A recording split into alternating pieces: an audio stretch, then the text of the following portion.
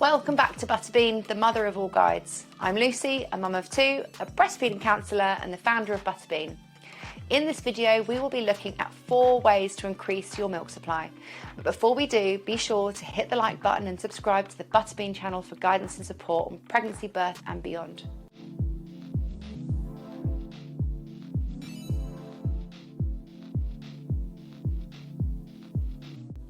Now, having a low milk supply is a concern for many parents.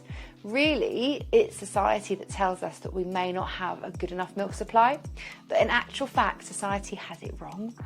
The reason for a low supply is usually due to a few things we can easily fix ourselves. And only 1 to 5% of women actually have a low supply, and this is usually down to a medical condition that they would know about in advance. So, what can you do to increase your supply? First of all, feed your baby at birth or as close to birth as possible.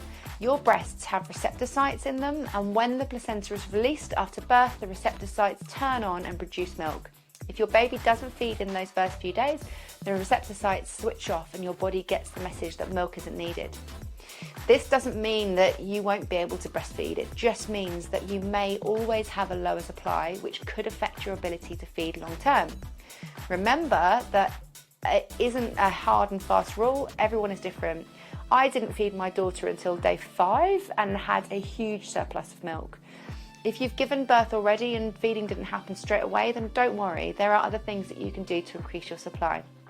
For example, you can hand express between feeds. By doing this, you'll be giving your brain the message that more milk is needed.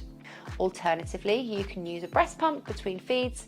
If you really want to increase your supply, then I would really recommend using a hospital grade pump and look at photos of your baby while pumping to trigger oxytocin, which is the hormone that delivers breast milk. And finally, don't feed against a schedule. This is the most common reason for low milk supply. If you've seen the mum guilt inducing forums full of hot takes on benefits of feeding against a schedule, please ignore them. It's just plain wrong, and advice given by the unqualified, which is really helpful for people like us. If you feed against a schedule, then your body never gets the message of how much milk is actually needed to sustain your baby.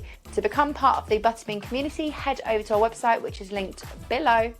For more free guidance and support, drop us a follow on Instagram and Facebook. And of course, if you found this video useful, then give it a thumbs up, leave a comment and subscribe to the Butterbean community.